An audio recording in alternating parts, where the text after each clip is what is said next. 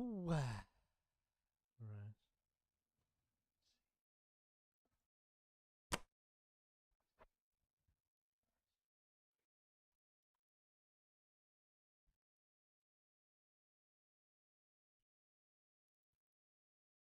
Create. Object.create makes the prototype inheritance possible in JavaScript. And this tutorial is part of a much larger series in object-oriented programming.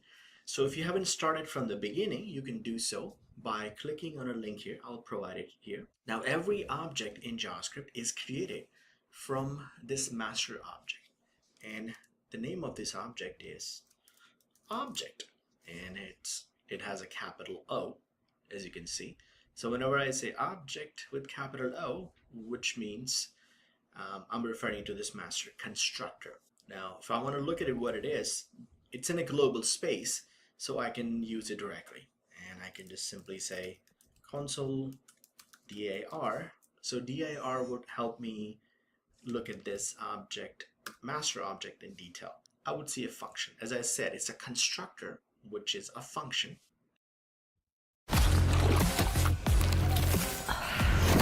Наслаждайся вкусом с Pepsi.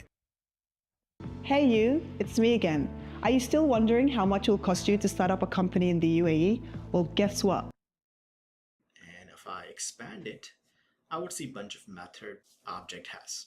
One of the methods is create. So this is what we're going to look at it, create method. It also has other methods that you can use on it. But today we are going to simply talk about object.create method. Now let's look at the syntax of this method object.create. It would take two arguments. The first argument is some sort of object prototype. So it will be object. And the second argument is some sort of property object. The second directly this object, master object in detail. I would see a function. As I said, it's a constructor, which is a function. And if I expand it, I would see a bunch of method object has. One of the methods is create. So this is what we're going to look at it, create method. It also has other methods that you can use on it. But today we are going to simply talk about object.create method. Now let's look at the syntax of this method object.create. It would take two arguments. The first argument is some sort of object prototype. So it will be object. And the second argument is some sort of property object. The second argument actually is optional. So using this, let's create a new object. So I'm going to call this object my object. So const my object.create, and I'm going to set using objects prototype, the master objects prototype.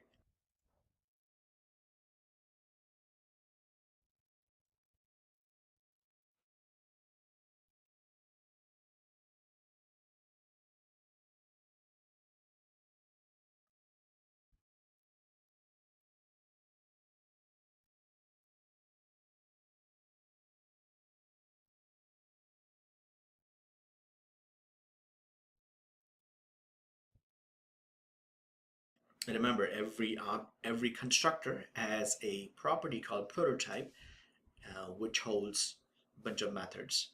So I'm going to use objects prototype to create this my object. And if I examine it using console,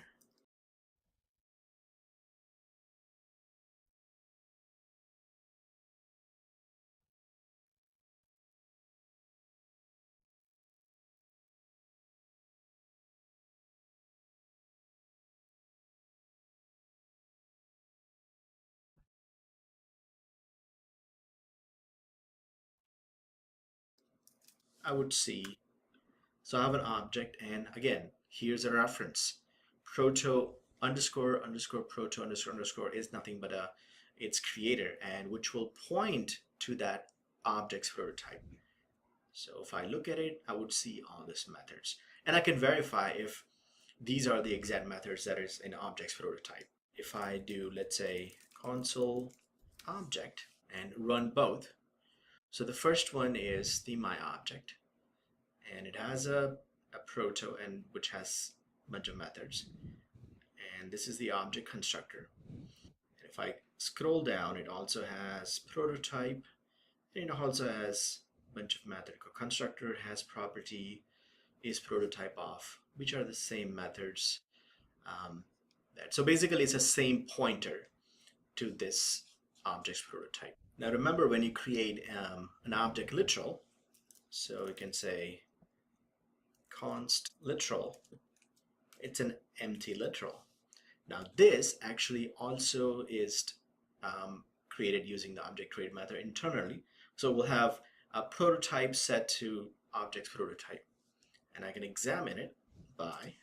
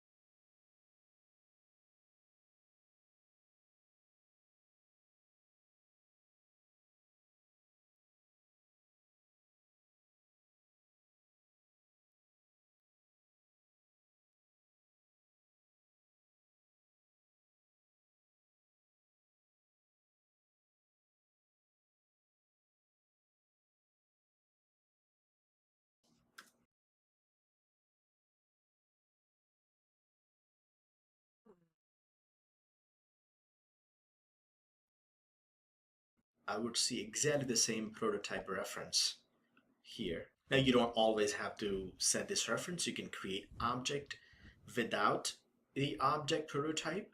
You can say const no proto. I'm just gonna call this object's name, and you can say object dot create, and I'm just gonna pass null to it, which means don't set any prototype. And if I examine it, I would see three objects: my object, my literal, and no prototype.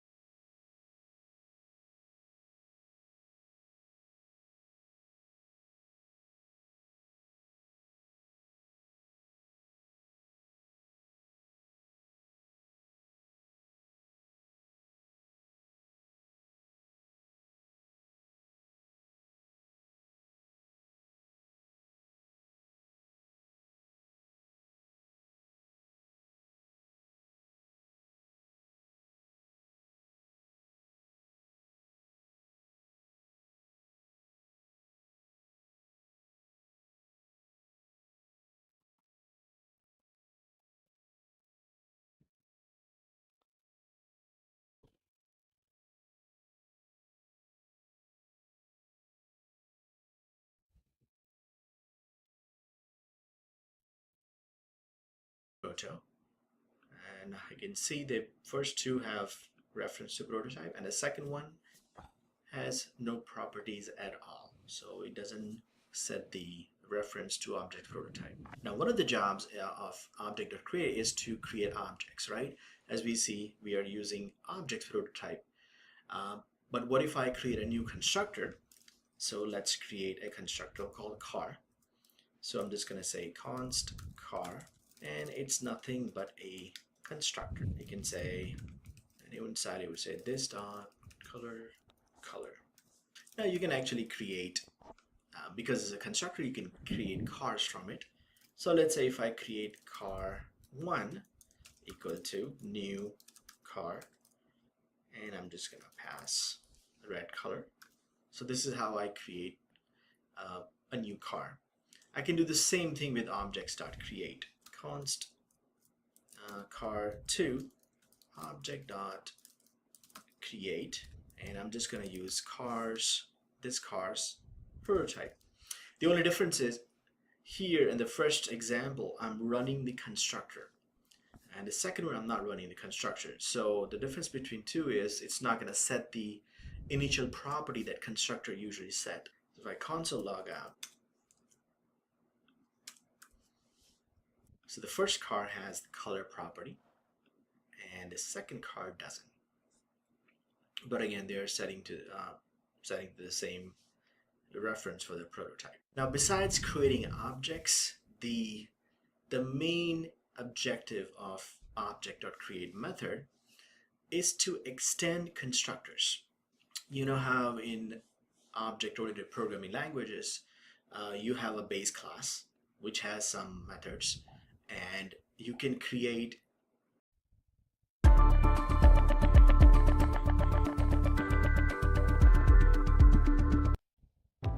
Смотрите сериал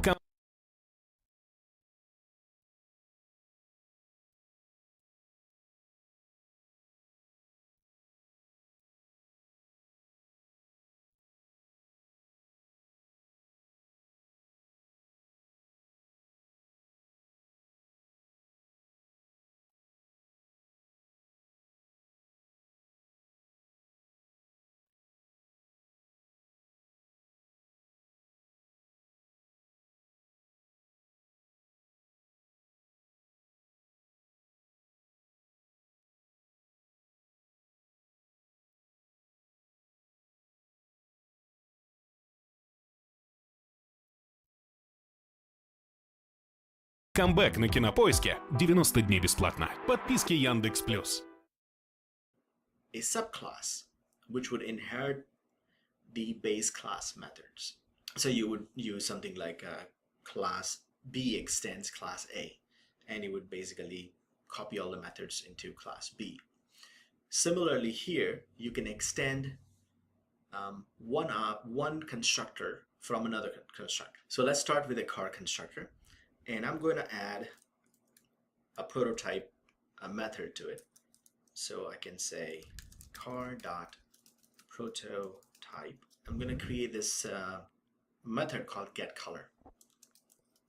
Let's say getColor, and inside it would just say return this dot color. Now remember, this is a new ES 2015 syntax. You don't have to say getColor equal to function.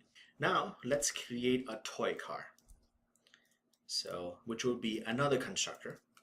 So I'm just going to say constant toy car equal to a function. This one is an empty constructor. It doesn't have anything. Now what I want is toy car to have all the car's properties and methods.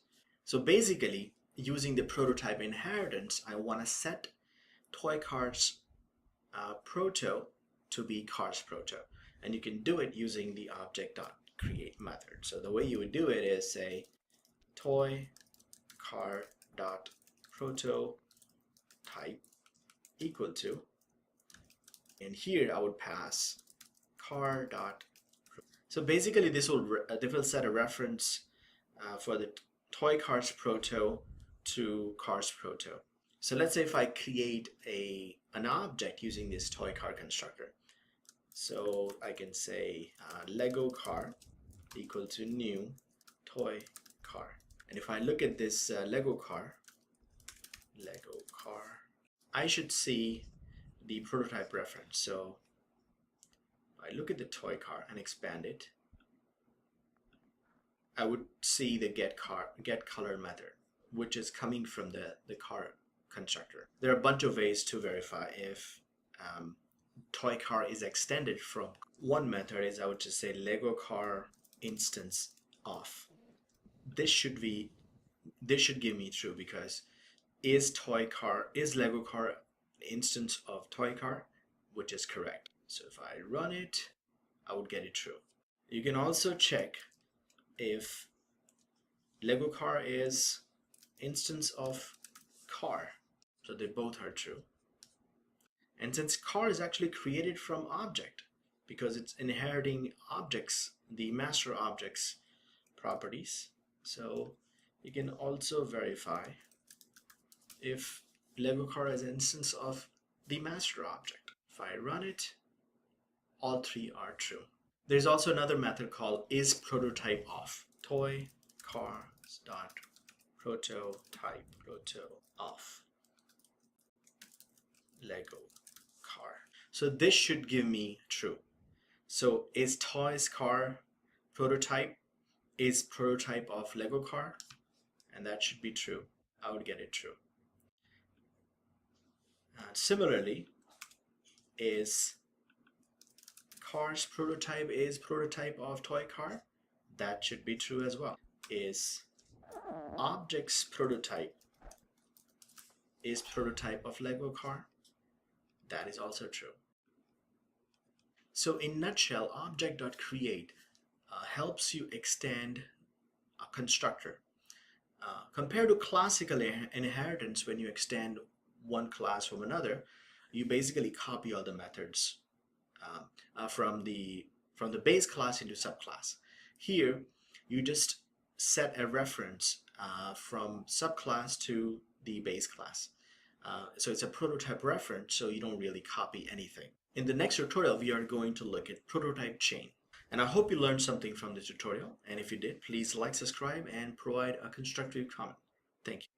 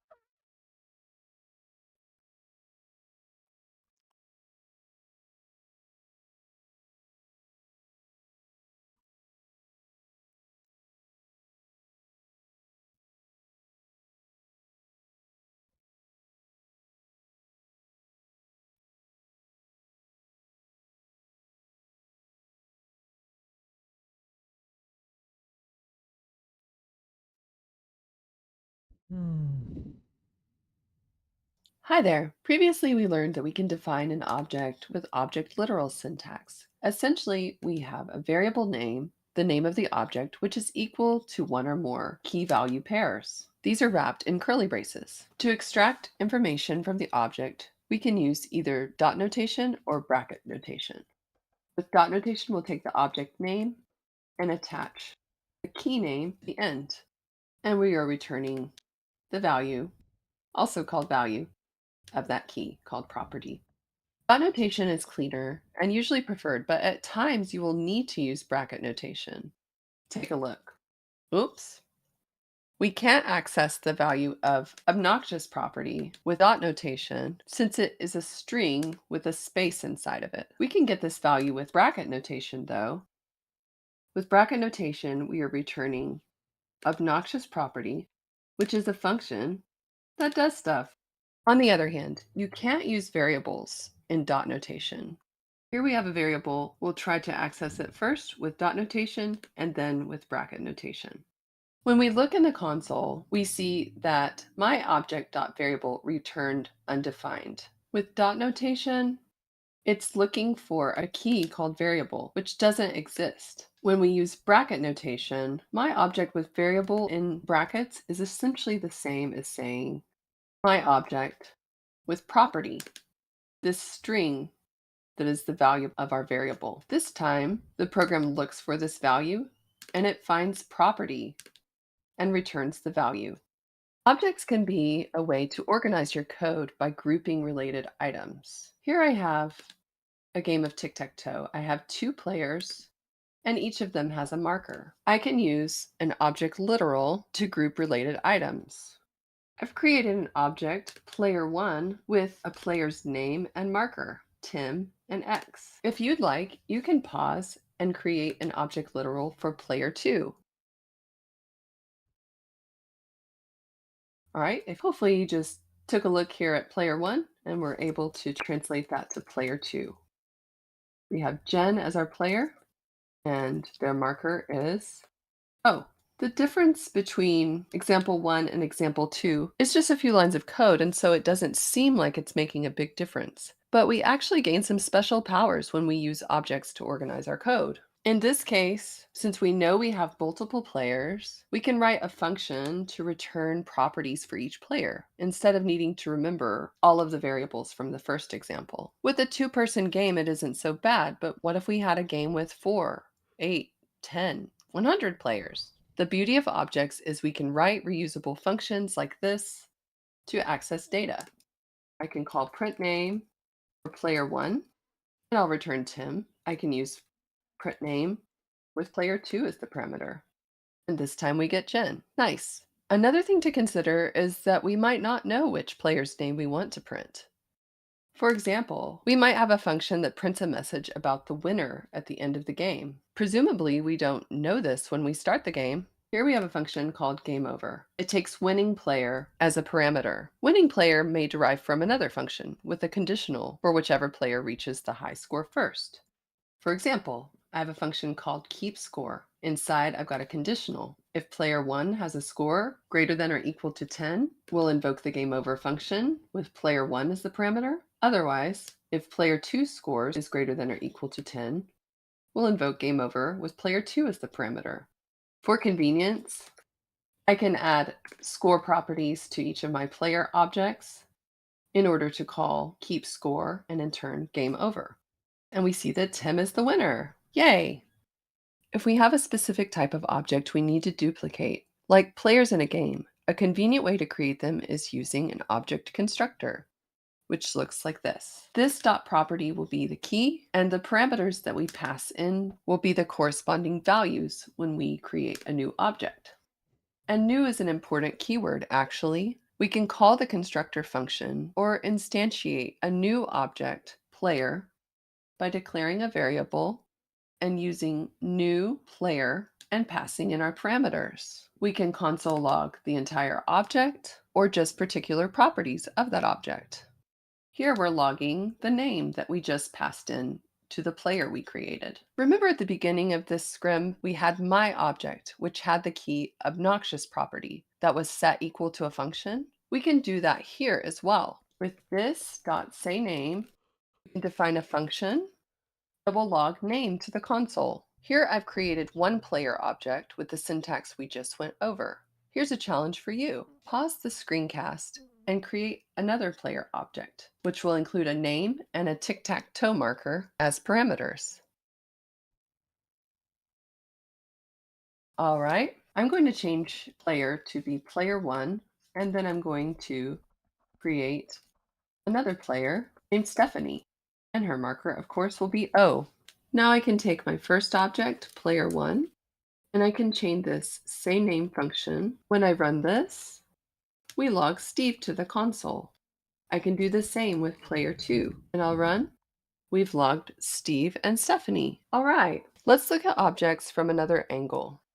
Every object in JavaScript has a prototype. Basically, a prototype is another object that the original object inherits from. The object has access to the prototype's methods and properties. When using constructors to make objects, it's best to define functions on the prototype of the object, like we've done here. This way, a single instance of each function will be shared between every student object that we create. If I create a student, I can chain these functions to my new object, and we're going to log this name to the console. So instead of declaring the function inside of our constructor as we did before, we define it on the prototype so it isn't duplicated every time a new student is created. This would take up lots of memory and make each object larger than it needs to be. Why don't you get your hands on the keyboard and create a new student object the way I did here, and then call one of the that we've defined on the student prototype and chain it to your new student object. Sure, mate. Const student to equal new student. Yeah. Bob 10.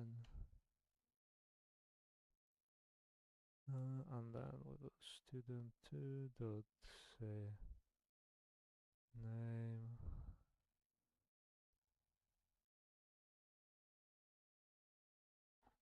run. Hey, you wanna run?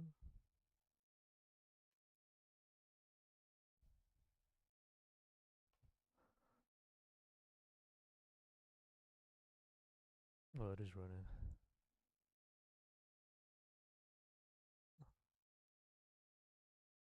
Okay, let's start the video. Scribble.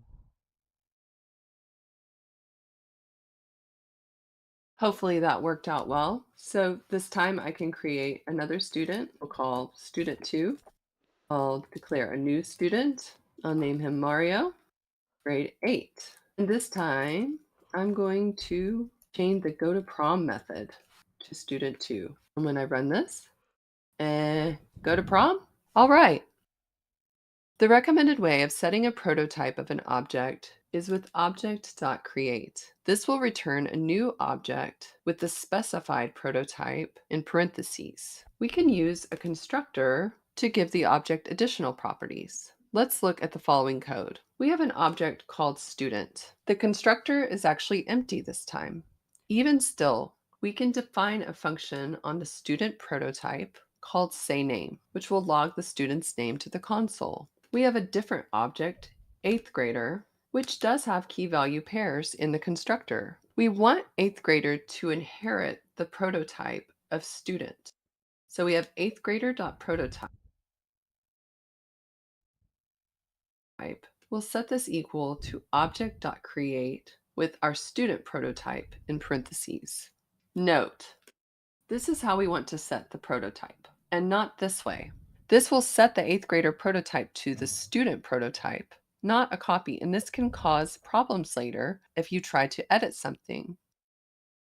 For example, what if we later create a 9th grader prototype and we also set this equal to the student prototype? Then we want to define a method on the 9th grader prototype that logs a mischievous message to the console. We can instantiate a new 9th grader, and we can chain this method, sayName, and when we run this, it's fine. It logs ha ha ha ha ha to the console. But now if we create an 8th grader object and we chain the sayName method to our 8th grader object, we are expecting the sayName function that we defined on the student prototype, which will log this name, Mary. But when we run it, we get a nasty surprise since we set the 9th grader prototype to the student prototype. Here's a challenge for you. Can you pause the screencast and fix this code? Take a moment and do that now. We'll walk through it together when we get back.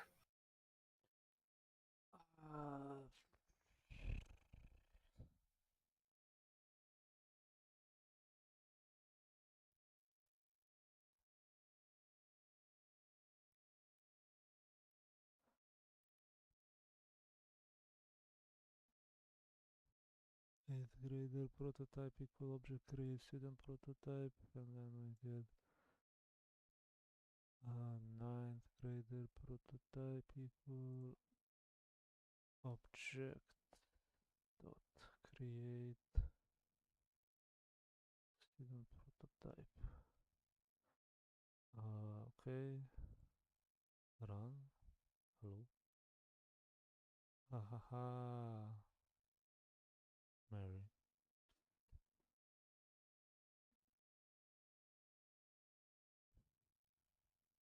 Whatever. Let's see what the video says. All right, well, we have the hint right here, so we'll just take out this mistaken code. We'll uncomment our 8th grader prototype is equal to object.create with our student prototype inside. And here, where we've made the same mistake again, we want to set it equal to object.create with student prototype in parentheses. Now when I run our code again, we log ha ha ha ha ha for student 1, our 9th grader, Josh, and we log Mary's name for our 8th grader object. All right, we've talked about objects, object constructors, prototypes, object.create. Feel free to watch this again and pause the screencast to play with the code to reinforce your learning. Happy coding!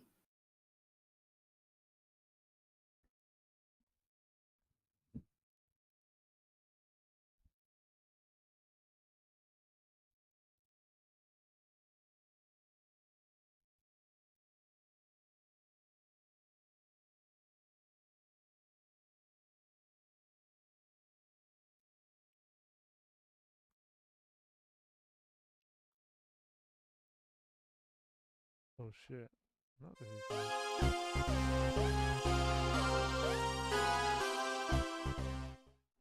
What's up, people? It's DevSage here, and in this video, I'm going to be teaching you about the this keyword in JavaScript. So what is this? This is a keyword that is used to reference the object that is executing the current function. That's it. This is a reference to the object that is executing the current running function. So what do I mean by that? So let's say we have a function test, and inside of this function, let's console log this. And now let's call test here. So our function is test. It's being called here. This is going to refer to the object that is calling test. In this case, test is being executed from the global scope. So that means the object that is calling it is technically the window object, since window is on the top level. So if we save this, we can see that the window object gets printed out. Однажды ты протянул ей руку, и она доверилась тебе. Ты вел ее к счастью. And that's pretty much the gist of this. It's a reference to whatever object is calling the current function. Let's take a look at another example. So let's get rid of this code and let's paste in a user object here. This user has a first name, a last name, and also a full name property, which is a function that basically prints out the first and last name together. So if we were to call user.fullName, we'll see that the first thing we printed out is the actual user object itself. And then we have Patrick Scott. It was able to print the first name and the last name by calling this.firstName and this.lastName. So how did this work? So in this case, this inside of this full name property here, this is a reference to whatever object is calling this full name function. So how do we figure that out? One pro tip to determine what this actually refers to is to go to the function call and look immediately left of it, and whatever object is here, that is what this will refer to. So in this case, this refers to user. So that's why we can say this.firstName, this.lastName, because the this reference stands for the user object here. Okay, let's modify this example a little bit. Instead of using a regular JavaScript function here, let's try using an arrow function instead. So an arrow function is JavaScript's shorthand for regular functions, but they don't exactly work the same way as regular functions do when it comes to scoping. Arrow functions actually don't have their own this scope.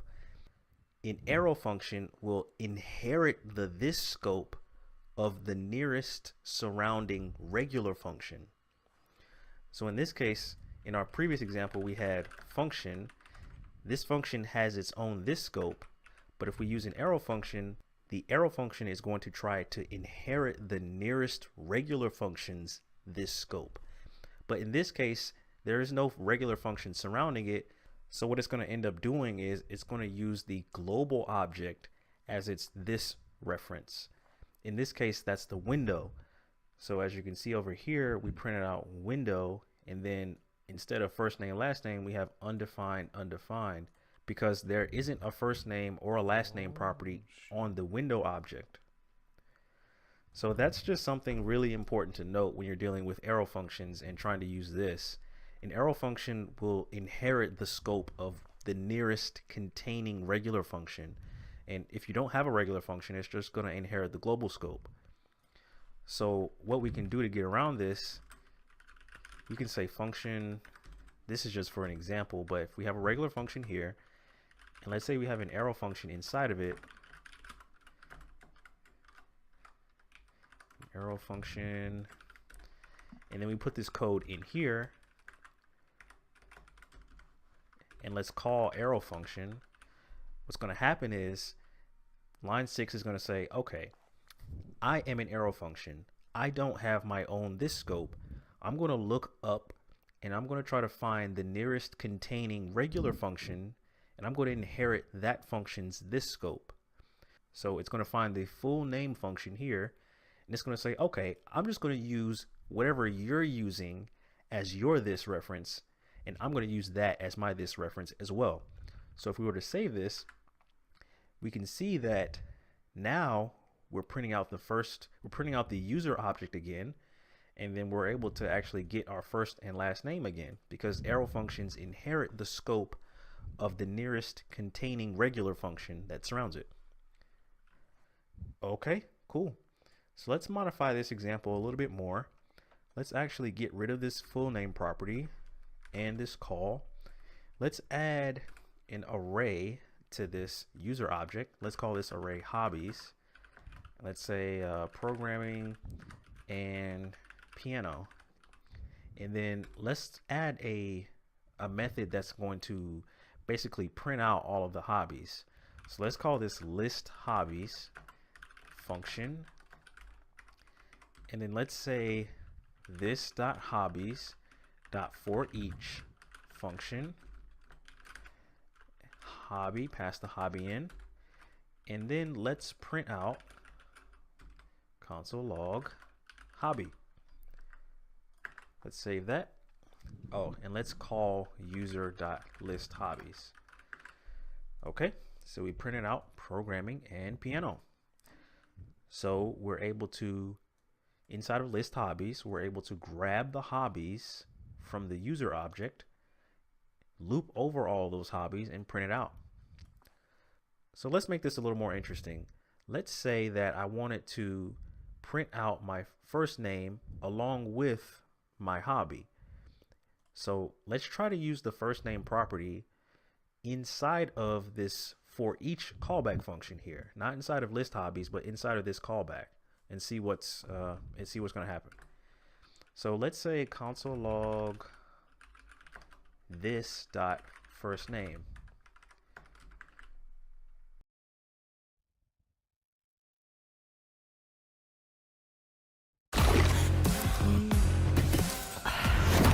Наслаждайся вкусом с Pepsi. As you can see, we have undefined programming, undefined piano. So we're able to still print out our hobbies, but whenever we try to access the first name property, we're getting undefined. And that's because we actually entered in a new context here, because we have this function here. This for each takes in a callback function, and this function has its own scope, but it's not attached to the user. The user object is not calling this function. This function is technically being called from the global scope. It's not being called by any specific object necessarily. It's just being called by the window, by the global scope. So if we were to say console log this, we'll see that this actually refers to the window. So we have window, programming, window, piano. So this is obviously an issue because we're trying to access the user scope, but inside of this for loop function, we have access to the window. So how do we get around this? Well, for each specifically can actually take in a second parameter after the callback function. And this parameter can represent some object that you want to use as the this reference. So in this case, let's say we just passed in an object test. And I say test, test. This object is going to be used as the this reference inside of this for each callback function. So if I were to save this, we can see that here. Test, programming, test, piano. So what we can do is we can just pass in the this reference from the list hobbies function into this function. So remember that this reference inside of list hobbies is pointing to the user. So we can just pass that in here and it'll be used as the this reference inside of the function. So let's try that. And as you can see, we have our user and then programming and then user and then piano. So if I were to print out, if I were to add back this dot first name, we'll see Patrick programming, Patrick piano. Now it's important to note that not all methods are going to allow you to pass in your own this reference. This just happens to be what for each allows us to do. Let's see how the this keyword works with constructor functions. So let's say we have a function user, and the user is going to take in a name. And we're going to say this.name equals name. And let's console log this. So if I were to go down here and create a new user called devsage, devsage equals new user, devsage, and I were to save this, we can see that we print out the devsage user. That's what this references. Whenever you create a new object using the new keyword, the this is going to refer to that specific object that you just created. So if I were to create a new object, say coding phase equals new user coding phase, and I save it, we see that we print out the object that is specific to coding phase. That's what this represents. This is going to refer to the specific object that you created whenever you use the new keyword to create that object. Okay, I hope that makes sense. And that is a little bit about the this keyword in JavaScript. If you like this video, be sure to leave a like. Subscribe if you want to see more content, some more web dev explained simply. And yeah, peace.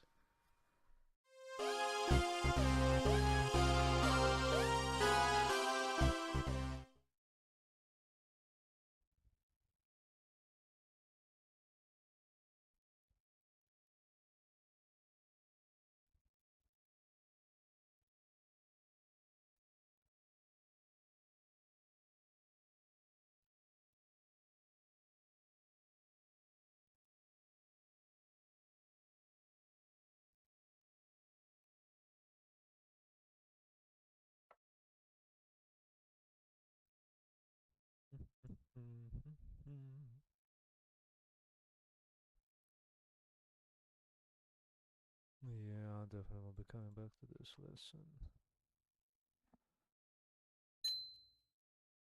Time to focus, sure, mate. whatever you say. JavaScript. Doesn't mean the next one is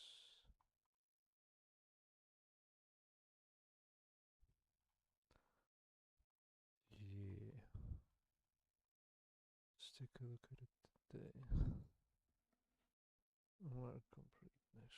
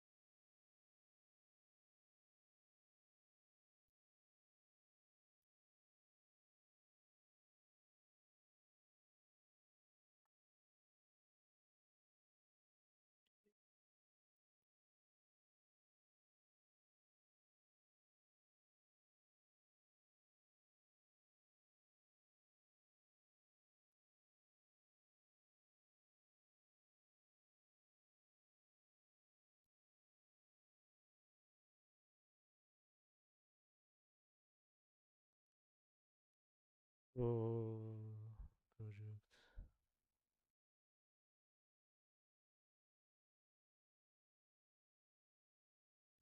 Fine. Fine.